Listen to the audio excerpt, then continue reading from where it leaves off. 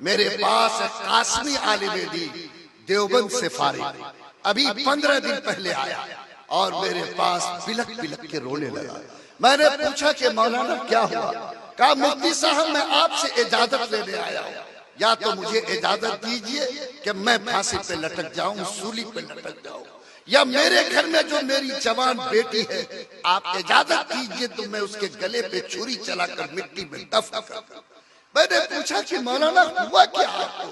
کہا مفتی صاحب میری بیٹی 10-12 سال سے جوان میری چوکھٹ پر بیٹھی ہے، میں دنیا میں تقریباً 20 مہمانی لوگوں کو کرا چکا ہوں، جو بھی میرے دروازے پر آتا رشتے کے نام پر 7 لاکھ سے کم کا سوال نہیں کرتا۔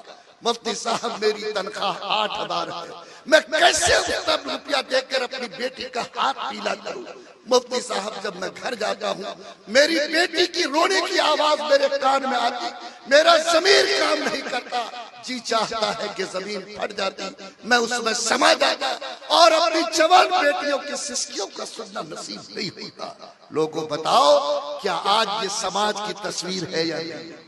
آج ہم جیسا ظالم اور لٹیرا، وہ قرآن جس نے صاف اعلان کیا کہ چوری کا مال حرام، ڈکیتی کا مال حرام، سود کا مال حرام، رشوت کا مال حرام، آج جو لوگ بیٹا کے نام پر منہ کا کٹورا کھول کر بھیک مانگتا ہے، آج جو جہیز کے نام پر پیسے وصول کرتا، آج جو بیٹی والوں سے مال ایڈ کر اپنے آپ کو پہلوان سمجھتا، یاد رکھو سارے مفتی اور علماء بیٹھے ہیں، پوچھو کہیں بھی جاؤ دیوبندی بریلوی کسی کے یہاں سارے مسلک کے لوگوں کا فتویٰ ہے جیسے چوری کا مال حرام، ڈکیتی کا مال حرام، ویسے مسلمان کے لیے بیٹا کے نام پر مانگ کر لیا ہوا پیسہ اور سامان بھی حرام ہے۔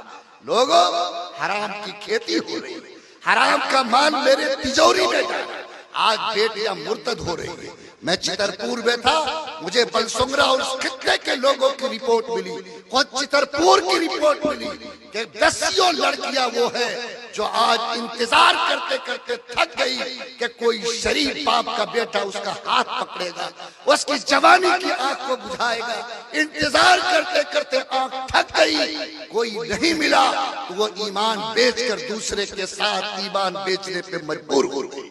لوگوں کیا اب دنیا میں کوئی نبی آئے گا؟ کیا کوئی پیغمبر آئے گا؟ کون ہے جو اس سماج کی ڈوبتی نیا کو بچائے گا؟ لاکھوں بیٹیاں مرتد ہونے کے دروازے پر کھڑی ہے۔ ایمان والو، نہ میرا روزہ بچا سکتا، نہ میرا رمضان کا چلہ بچا سکتا، نہ میرا حج بچا سکتا، نہ